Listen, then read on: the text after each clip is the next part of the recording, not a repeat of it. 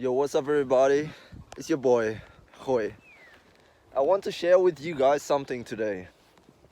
I want to share with you guys about the history of us, humankind.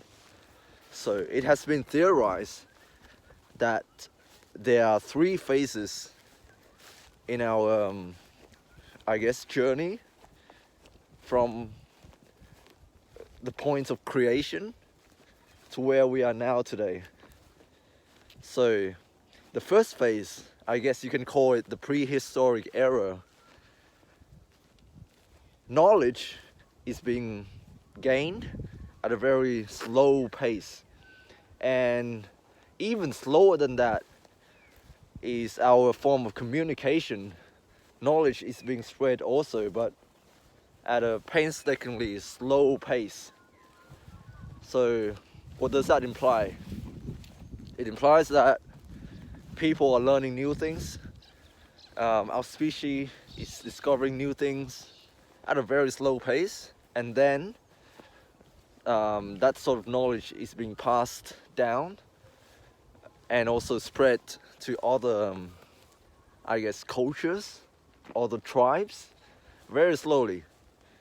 And that makes us grasp the concept very deeply.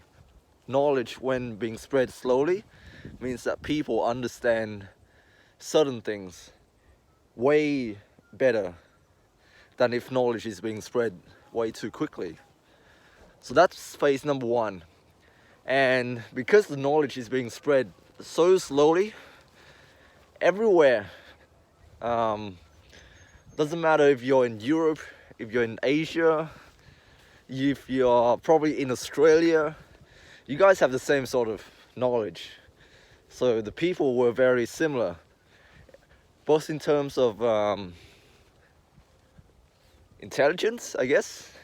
That's not really a thing that we should consider. It's more so to do with their sort of behavior.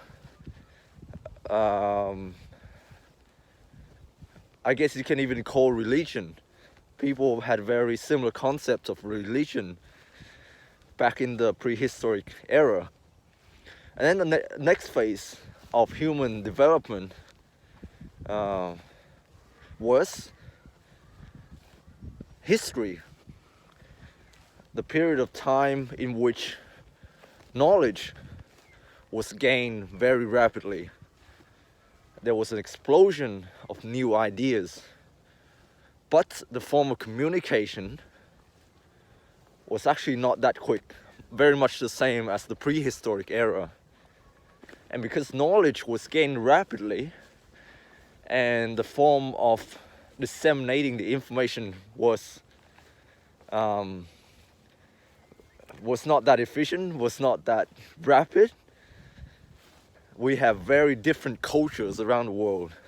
So this is when you see an explosion in new ideas, innovations, and perceptions, as well as religions in multiple different parts of the world, in islands. So you see the cultures emerging from this era, and there were vastly different tribes, different populations around the world. So in Asia, they believed in different things. They have their own concept of medicine. And then in Europe, you got science, you got these different things. You got religion, you got Christianity, you got Buddhism. So that's the second phase of human history, or human development, whatever you want to call it. And then the final phase is the phase that we are in right now. It's when knowledge is being gained rapidly. Look, I found a pack of cigarettes. Nah, I'm not gonna smoke. So knowledge is being gained rapidly. Ideas are exploding. New ways of finding out information are emerging. People learning different things. But the dissemination of information is also very efficient, very rapidly.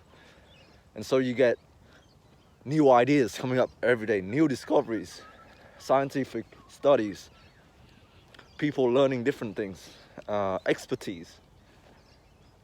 You get people doing research and finding out new information, and then this information is being spread rapidly, like wildfires. So you have a study being conducted, the results being analyzed, and then you have this information being spread instantly by the form of social media or any sort of, I guess, media nowadays. And so what does that mean? That means that we are not really grasping the information. We're not really making sense of this information, but it is being spread like instantaneously. You have one day people believing in feminism, the next day they believe that feminism is the fall of mankind. You have people believing one day the red pill is the truth, and then the next day people dismantling this idea, people arguing against it, people saying the red pill is toxic, blah blah blah. You have people believing that one day, after reading some sort of article on BuzzFeed, after watching a few incels videos, after watching my video, after watching, I don't know, incel TV, they think that the black pill is the truth. And the next day you have another YouTuber coming up, bringing up these studies, these graphs, saying, oh no, the black pill is wrong, you should be following God, this is what you should be doing. And you have these dialogues pinging back and forth. You have me, a YouTuber, and all the YouTubers bring up different studies. I haven't even brought up studies because I know it does not matter. Like, what we know today can very well be different tomorrow, because it is so quick for us to gain new information, and it is so quick for us to spread this information as well. So what matters in the short term, it doesn't really matter. It doesn't really matter, man. If you think look maxing works today, it might not work tomorrow, because we don't even have, I don't know, like concrete data, things that has been working for a long time. We are always getting new research data and stuff like that. And so what is the concern here? Why am I making this video? Well, I'm making this video because yesterday I was scrolling on Facebook again, and this is a bad habit, but it gives me ideas to talk about. So I was scrolling Facebook, and I was scrolling on this page which is called Bad Dates of Perth. So for those of you who've been following me for a long time, I am living in Tasmania at the moment. It's a small island at the bottom of Australia. But before that, I was living in Western Australia, a very big part of Australia, and in this city called Perth. And Perth is a city of modest size. It's much bigger than the city that I'm living in now in Tasmania. And this Facebook page talks, it's like a ranting page for people to post their experiences about dating on, and a lot of these posts are about bad dates. That's why it's called Bad Dates of Perth. And so reading these posts and reading these people's comments, I cannot help but notice a trend here. People are talking about these buzzwords, and for the men, they're talking about hypergamy, they're talking about game, they're talking about PUA, stuff like that. And women, they're talking about female dating strategy, incels, toxic, all these buzzwords. And where have I seen these before? I've seen them on YouTube.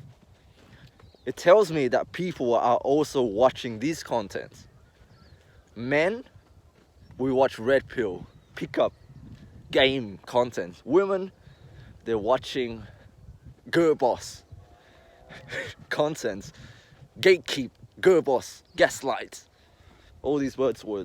So it tells me that people are thinking of this whole relationship thing as a game, something to conquer, something to gain an advantage over the opposite sex. We're not really viewing this as a thing where we both grow, we connect with each other, we consider people's different point of view. We're viewing it more like a game to be won. I see this in the both sexes. So with the men, they're complaining that women, they're whores, they're not being upfront, they're not telling men the truth, they're beating around the bush. And women, they're saying men, they're not committing to them, they're ghosting them. I know there are bad people everywhere, and sometimes these dating advice videos, it can help the naive, the people who haven't left the house for a long time and they don't really know how to interact with other people. But for the majority of you guys out there, I don't think you will benefit from watching these videos. Real talk. Just go out there and live your own damn life. This is what I've been saying all this time I've been on YouTube. Just go out there, form connections in your own way and not just relying on these, I don't know, people who you don't even know. They don't even know your life, man. They're giving you advice that don't really apply to your life. Sure, you can do these things to level yourself up and gain traction and advantage over these females, and you're gonna hook them in and attract them and sleep with them, whatever. But at the end of the day, every life is unique. Every person you meet is unique, different. They will add something to your life. And this is what I want you guys to take out of this. It's not a game. It's not a battle to be fought. Games to be won. People to conquer. Girls to pull, to attract. It's not that. It's about something deeper within us. We all long for connection. We all long for meaning. But how do we create this? By going out there with this unique person that is you, and you bring that fully to other people around your life. This, I believe, is how you can form meaningful connections with others. You don't go into a social setting, you don't learn all these game tactics and not being yourself. You don't learn game to pick up people. I don't know, man, that's my rant. People, they're watching too many of these videos. You know, information is being spread like wildfire, as I've said before. At this modern era,